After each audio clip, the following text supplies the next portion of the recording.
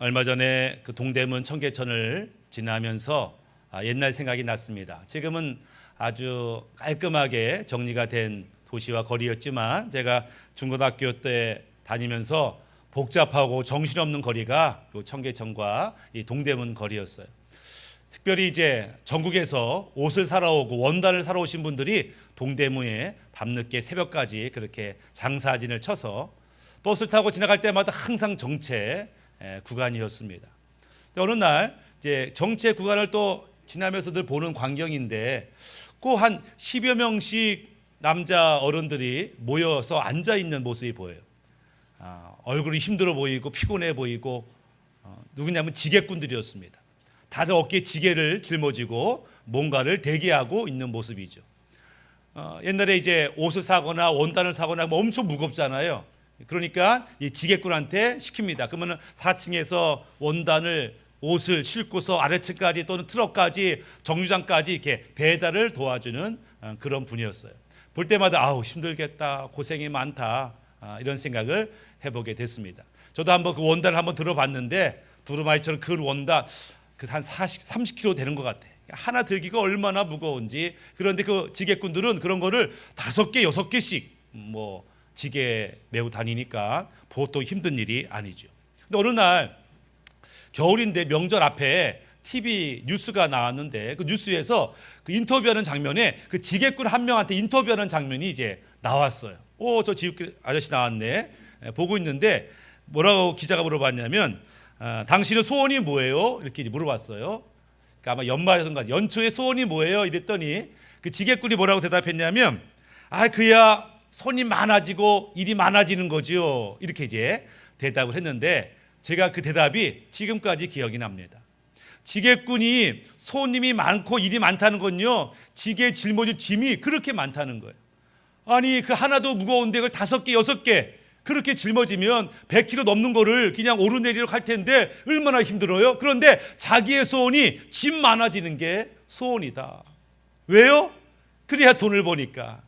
그래 돈을 버니까 집에 갈 때 쌀이라도 아들 빵이라도 사가야 아내가 좋아하고 자식이 좋아하지 않겠어요? 그러니까 집 많아지는 게 자기의 소원이다. 이렇게 말하는 걸 들으면서 우리 아버지들이 우리 어르신들이 그렇게 고생하면서 일을 하셨구나. 그리고 그 고생을 고생으로 여기지 아니하고 가족을 위해서 기쁨이라고 생각하셨구나. 이런 생각하니까 감동이 있었는데 그래서 지금 아주 오랜 시간이 지나서도 기억이 나는 것을 보게 됩니다. 고생이 아니다. 언제가 좋은 날 오겠지. 고진감래.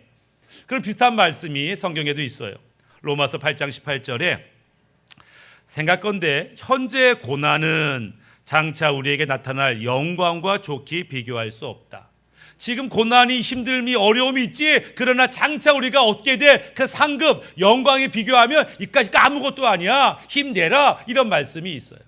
그래서 지금 고통과 어려움이 이게 내 인생의 전부가 아니라 앞으로는 좋아지는구나 이런 말씀이죠. 그러나 성경을 가만히 묵상하다 보면은 모든 고생 모든 고난이 축복이 되는 건 아니에요. 어떤 고생은 헛고생이 있어요. 어떤 고난은 쓸데없는 고난이 있어요. 성경에서 야 네가 고난받지만 나중에 복받을 거야 라고 할 때는 조건이 있습니다. 아무 고생이나 다 복받는 게 아니에요. 첫 번째는 하나님 말씀에 순종하기 위해서 받는 고난이에요. 그냥 그 말씀을 모르면 될 텐데 그 말씀을 알아요. 그 말씀을 지켜야 돼요. 그래서 당하는 고난이 있지요. 그 고난이 상급이 있다는 거예요. 두 번째는 믿음 때문에 당하는 고난.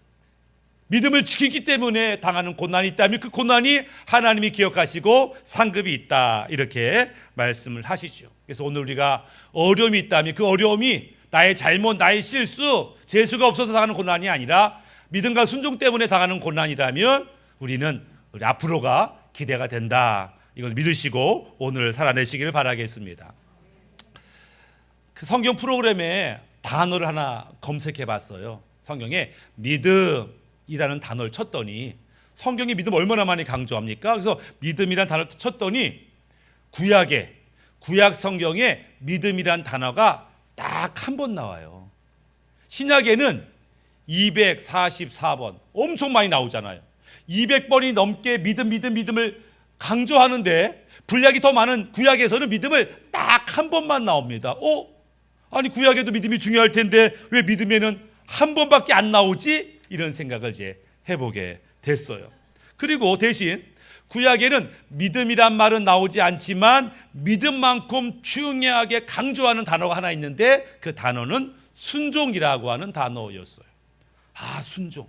그러니까 구약은 순종을 강조하고 신약은 믿음을 강조하죠. 둘 다 중요한 말씀이지만 왜 구약은 순종을 강조하고 신약은 믿음을 강조할까? 그 차이점이 뭘까를 고민하게 됐습니다. 그러다가 이제 그래서 구약에서는 순종을 강조하는구나를 깨달았습니다. 그게 뭐냐면 구약 하나님의 백성 이스라엘에게 하나님이 직접 다스리고 있다라고 하는 거예요. 즉 구약의 이스라엘은 하나님이 왕이 되셔서 직접 말씀하시고 지금 통치하고 있다라고 하는 거예요. 그래서 그곳에서는 하나님의 다스림 가운데 아멘하고 순종할 때 기적과 형통이 일어난다라고 하는 거죠. 그들이 시내산에서 계약을 맺었죠. 하나님이 우리 하나님이십니다. 하나님이 그래 너희가 내 백성 됐으니까 내가 너를 책임지겠다. 염려하지 마라, 걱정하지 마라. 이래서 하나님과 백성의 관계가 맺어졌고 이스라엘은 하나님을 왕으로 믿는 그런 나라가 되었죠. 그래서 하나님의 임재, 하나님의 다스림이 있는 곳에서는 순종 하나로 충분하다라고 하는 거예요. 순종.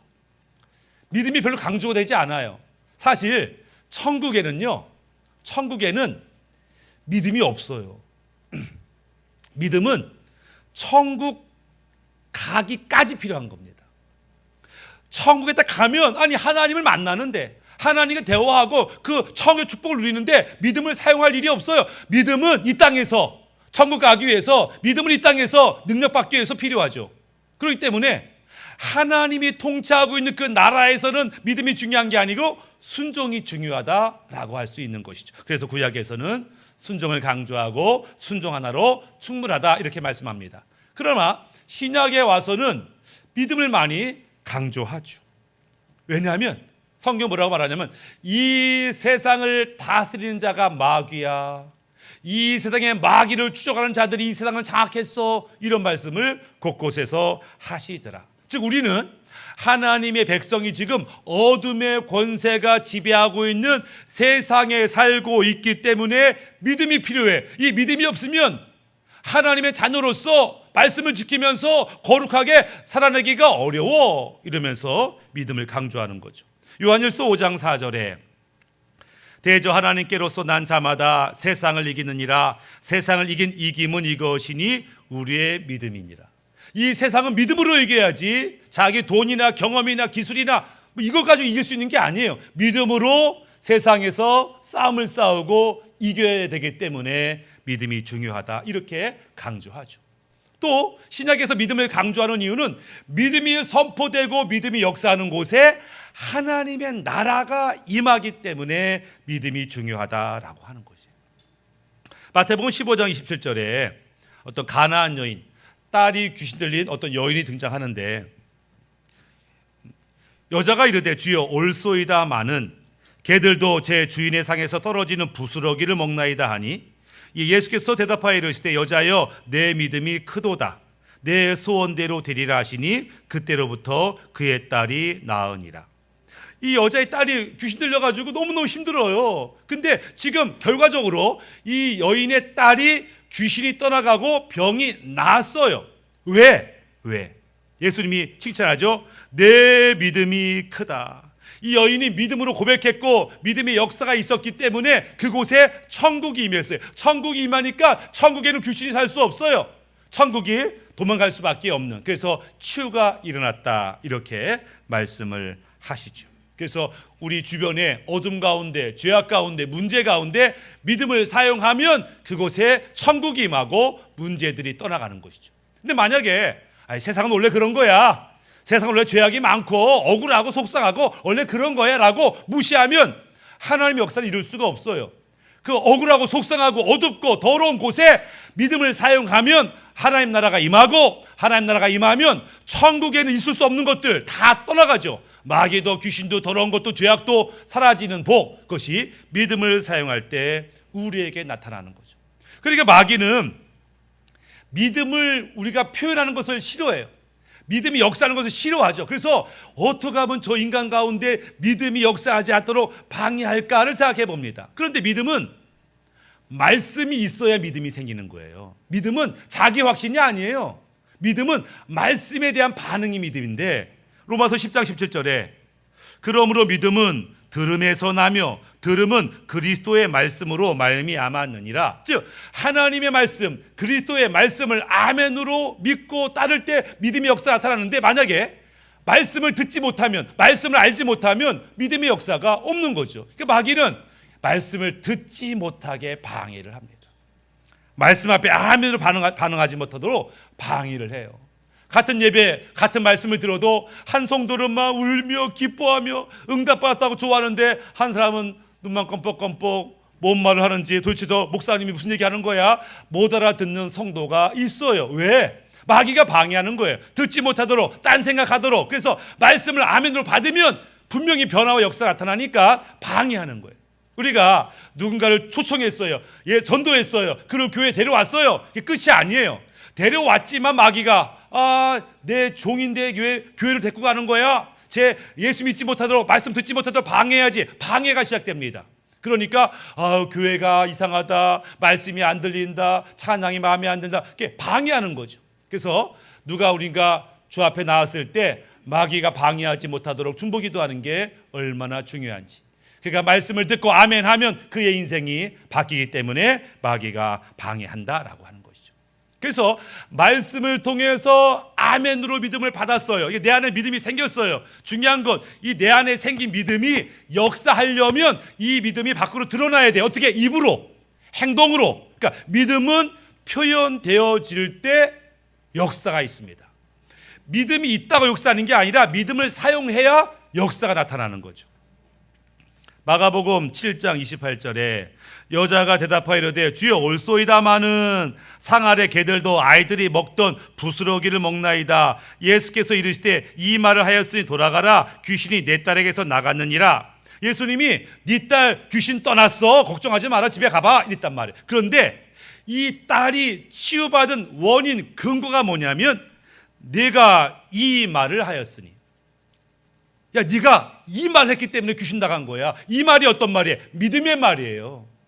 엄마가 믿음의 고백을 했기 때문에 그 믿음의 역사가 나타났다라고 하는 거예요. 우리는 어떤 말을 하고 있는가? 믿음의 말, 하나님이 기뻐하는 말을 하고 있는가? 아니면 부정적이고 악한 말을 하고 있는가? 어떤 말을 했냐에 따라서 자녀가 바뀌더라라고 하는 것이죠.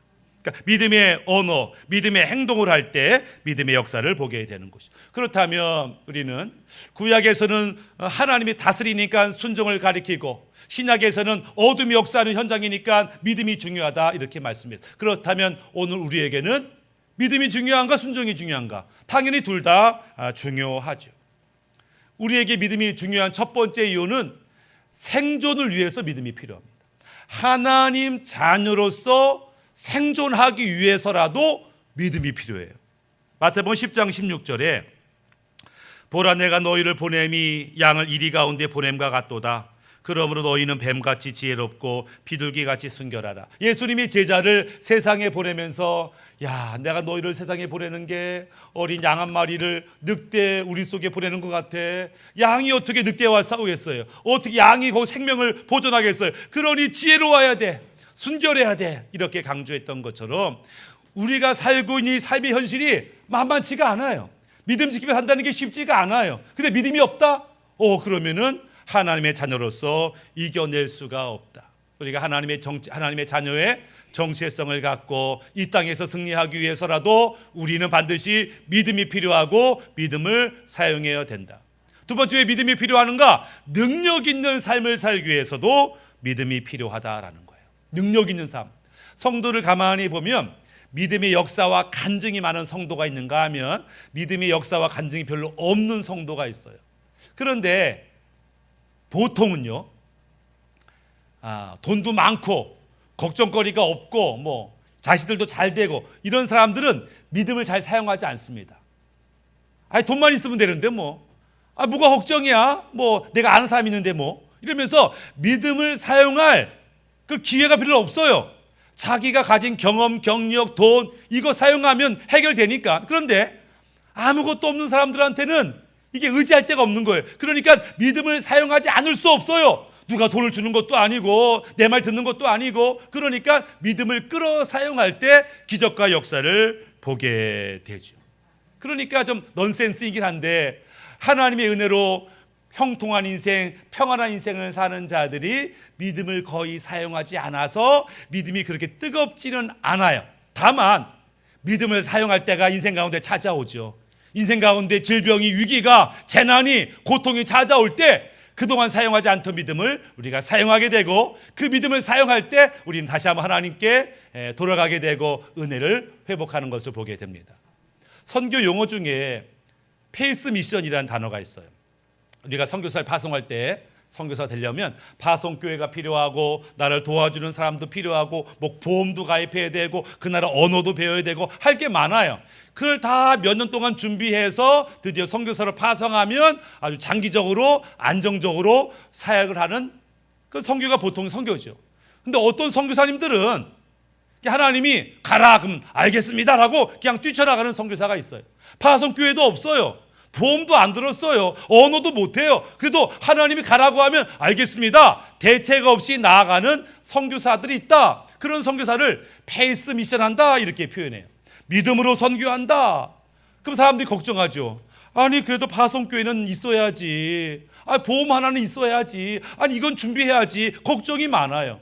근데 왜 이분들이 왜 겁도 없이 어떤 면에서는 좀 무책임하게 그렇게 행동할까? 왜냐하면 이 분들은 어려운 삶 속에서 수없이 하나님께 믿음을 사용했고 믿음의 간증과 기적이 많은 거예요. 그러니까는 하나님이 가깝게 느껴지는 거예요. 아니 하나님이 나보고 아프리카 저 오지에 가라는데 설마 가서 굶어 죽이겠냐? 먹을 거 마실 거 입을 거 안 주시겠냐? 라는 믿음으로 담대히 나아가게 되더라. 그러니까 아주 뜨겁게 하나님 만난 사람들, 날마다 하나님 만난 사람들은 남들 볼 때는 좀 무모하다 싶을 정도로 담대하게 행동하는 것, 믿음을 가지고 있는 것으로 끝나지 않고 믿음을 사용하기 때문에 그런 마음이 있다라고 하는 거예요. 믿음을 사용하지 않는 성도들, 돈이 많든 적든 자식이 잘 되든 못해도 관계없어요. 믿음을 사용하지 않는 성도들의 특징이 하나 있어요. 그게 뭐예요? 염려가 많다는 거예요. 돈이 많은데 돈 때문에 염려하고, 몸이 건강한데 건강 때문에 염려하고, 자식 잘하고 있는데 자식 때문에 염려하고, 염려가 많아요. 믿음을 가지고 있지 않거나 믿음을 사용하지 않으면 염려가 생깁니다. 소설책 중에 도스토옙스키의 염려라고 하는 단편 소설이 있는데 내용은 이런 거예요. 시청의 말단 직원, 그러니까 제정 러시아 때 시청의 말단 직원이 막 서둘러 가다가 시장님의 가죽 구두를 밟았어요. 깜짝 놀랐죠. 아유 죄송합니다 이랬는데 시장님은 지금 옆 사람과 대화하느라고 아유 죄송합니다 이 말을 못 들었어요. 발을 밟혔지만 그냥 무시했어요. 근데 죄송합니다 했는데 시장님이 고개를 안 돌아보고 대꾸도 안 하니까 화가 많이 나셨나 보다. 내가 죄송하다고 했는데 왜 반응이 없으시지? 그러니까 찜찜한 마음으로 집에 갔어요. 걱정이 되는 거예요. 야 이러다가 시장님이 화나서 자르면 이 어려운 시대에 직장도 없고 애들 뭘 먹여 살까 걱정이 되는 거예요. 잠을 못 자고 그 다음날 아침 일찍 가서 시장님한테 시장님 죄송합니다 밟았습니다 이렇게 했어요. 시장님이 다른 업무에 바빠가지고 대꾸를 못했어요. 그러니까 이 사람은 아이고 시장님 화가 진짜 많이 났나 보다. 대꾸를 안 했네. 어쩌면 좋은 얘기 해결해야 되는데 하다가 하루를 그냥 보내고 그 다음날도 집에 갔는데 걱정이 더 잠이 안 오는 거예요. 내일은 꼭 얘기되겠다. 분명히 얘기되겠다. 가지고 3번 찾아가서 시장님 잘못했습니다. 용서해 주세요. 다시 안 그러겠습니다. 그랬더니 시장님이 화가 난 거야. 도대체 모르는 놈이 매일 찾아와서 뭐라고 소리치는지 죄송하다는데 너 뭐야? 미쳤어? 뭐야? 화를 낸 거예요. 지금 얼굴도 모르는 시장인데 화를 냈어. 너 도대체 뭐야? 그랬더니 우리 시장님 화가 엄청 많이 났나 보다라고 혼자 착각을 하고 집에 들어가지고 잠을 자는데 그 다음날 부인이 남편을 깨웁니다. 여보 하고 깨우는데 죽어 있는 거예요. 염려 근심이 그의 영혼을 육체를 갉아먹은 거죠. 어떤 면에서는 단순한 건데 염려라는 게 그렇다는 거예요. 염려, 근심, 걱정 스스로 자기를 지옥으로 만들어. 왜? 믿음을 사용하지 않으니까. 믿음을 사용하면 주님을 바라보면 해결된 별것도 아닌 문제인데 이 염려는 영혼의 독과 같아. 독에 물렸어. 처음에 아무 일이 없지만 점점 붓고 열이 나고 무기력하고 썩어가고 문제가 점점 심각해지는 것처럼 믿음이 없는 염려의 삶은 우리 영혼을 죽이게 되더라. 그래서 하나님의 자녀의 특징은 염려 없는 자라고 하는 거예요. 염려 없는 자. 문제가 없는 자가 아니에요. 문제 있지만 염려하지 않아. 왜? 하나님이 계시니까. 기도할 수 있으니까. 네, 나에게 믿음이 있으니까. 한 역사학자가 초대교회 성도들은 어떻게 살았나 연구하는 중에 신기한 거 하나를 발견했어요. 그러니까 초대교회 성도들이 어떻게 사나 연구하다 보니까 야, 이름이 신기하네. 이름. 교회 성도들의 이름이 신기하다는 거예요. 뭐 바나바, 뭐 바울 뭐 이름이 있을 거 아니에요. 근데 그 기록에는 뭐라고 써 있냐면은 티테오스 바나바, 티테오스 볼, 티테오스 마리아라고 하면서 앞에 티테오스라는 단어가 쓰여 있다는 거예요. 이게 뭐야? 알고 봤더니 티테오스라는 단어는 염려하지 않는 자 이런 뜻입니다. 염려하지 않는 바울, 염려하지 않는 바나바, 염려하지 않는 마리아 이렇게 하나님의 백성은 왜 염려거리가 없겠어요? 교회 다닌다고 감옥에 쳐놓고 교회 다닌다고 죽이고 교회 다닌다고 핍박이 많은 그때에 왜 문제가 없겠어요? 그러나 주님이 나와 함께하니 나 염려하지 않는다 이러면서 이름 앞에 티테오스라는 이름을 썼다. 가만히 봤더니 거기에 뭐가 있어요? 티테오스 김남수가 있다. 이제 아마 여러분도 이름도 거기에 있어야 되겠죠. 티테오스 하면서 자기 이름이 있어야 되는 거죠. 예수님이 제자들을 가끔 책망하십니다. 뭐라고요? 이 믿음이 작은 자들아 왜 의심하느냐? 이 믿음이 작은 자들아 왜 실패했느냐? 이 믿음이 작은 자들아 왜 두려워하느냐? 왜 이런 책망하냐면 너한테는 내가 있잖아. 하나님이 계시잖아. 기도할 수 있잖아. 왜 하나님을 찾지 않고 기도하지 않고 순종하지 않고 왜 그렇게 믿음 없는 사람처럼 행동하냐고 책망했던 것처럼 주님이 우리에게 믿음을 줬다면 우리 안에 믿음이 있다면 우리는 믿음을 사용할 수 있어야 되는 거죠. 그래서 우리는 믿음을 사용하는 백성이 되어야 되고 동시에 또한 순종하는 백성이 되어야 됩니다. 구약은 하나님이 직접 다스리는 나라이기 때문에 순종이 필요하다고 그랬어요. 하나님 왕이시니까 그분 말씀에 아멘하고 순종하는 것이 형통의 아주 결정적인 조건이 되는 거죠. 근데 오늘 우리에게도 이 순종이 필요하다. 왜? 우리에게도 천국이 있으니까. 하나님 나라가 있으니까. 어디에? 내 안에, 내 안에. 이 세상에 가장 작은 천국이 어딨냐면 우리 안에 있어요. 누가복음 17장 21절에 또 여기 있다 저기 있다 도도 못하리니 하나님의 나라는 너희 안에 있느니라. 하나님 나라 천국에는 3요소가 있다고 그랬잖아요. 국가의 3요소, 주권자 하나님, 백성 나, 땅 내 마음. 가장 작은 천국이 내 안에 있어요. 하나님이 내 마음에서 나를 다스리는 가장 작은 천국, 내 안에 천국이니까 우리는 내 안에서 말씀하시는 주의 음성을 듣고 아멘하고 순종하면 나는 형통의 삶을 살아요. 내 주변이 어떠하지 관계없이 적어도 나는 하나님 말씀 듣고 형통의 복을 누릴 수가 있다라고 하는 거예요. 예수를 처음 믿고 관심이 뭐가 있냐면은 나도 하나님의 음성을 듣고 싶다. 나도 정확히 구체적으로 하나님 뜻을 알고 싶다. 이것이 기도 제목이고 관심이에요. 근데 나중에는요. 아, 하나님 음성 그렇게 듣는구나. 아, 하나님 뜻이 이거구나를 알게 됩니다. 저도 처음에는 야, 하나님 말씀을 듣기만 하면 음성을 듣기만 하면 뭐든지 할 수 있어. 이런 마음이 있었거든요. 나중 되니까 하나님 음성 듣는 건 어렵지가 않아요. 하나님 말씀 깨닫는 거 어렵지가 않아요. 어려운 거는 순종하냐가 어렵다라고 하는 거예요. 순종 자체는 어렵지 않죠. 하면 되거든요. 근데 왜 순종을 못하느냐? 내 생각과 안 맞고 내 상황과 안 맞고 이거 하면 손해볼 것 같고 이런 잡다한 생각 때문에 순종 자체는 어렵지 않지만 순종하지 못하는 성도들이 많더라. 그러니 어떻게 순종하지 않으니 하나님 역사가 내 삶 가운데 없는 것이죠. 성경 보니까 순종하지 못하는 사람이 등장하는데 마가복음 10장 22절에 그 사람은 재물이 많은 고로 이 말씀을 인하여 슬픈 기색을 띠고 근심하며 가니라 이렇게 말해요. 한 청년이 저도 예수님의 제자가 되고 싶습니다 이렇게 이제 요청했어요. 그래 날 따라와라. 감사합니다. 그래 조건이 하나 있어. 뭔데요? 네가 가지고 있는 재산을 팔아서 가난한 사람 나눠주고 넌 날 따라와. 그랬더니 그 말 때문에 슬픔과 근심과 걱정. 예수님 좋지요. 제자 좋지요. 그러나 이 재산상의 손해는 싫어요. 예수님이 좋은데 좋지요. 제자 되는 거 영광이죠. 그러나 내 돈 다 내놓으라고요? 그거는 싫지요. 그래서 순종 자체 어렵지 않아요. 알겠습니다 하면 되는데 손해볼 것 생각하니까 오해받을 거 생각하니까, 다 갈 어려움이 뻔히 보이니까 나 순종하지 못하겠다. 순종하지 못하면 기적이 없더라라고 하는 것이죠. 누가복음 5장 5절에 시몬 베드로와 예수님이 만나는 장면입니다. 시몬이 대답하여 가로되 선생이여 우리들이 밤이 맞도록 수고를 하였을 때 얻은 것이 없지만은 말씀에 의지하여 내가 그물을 내리리이다. 제가요 예수님 어제 밤새도록 여기 저기 그물 안 내린 데가 없으니까 한 마리도 못 잡았어요. 오늘은 재수가 없는 날인가 봐요.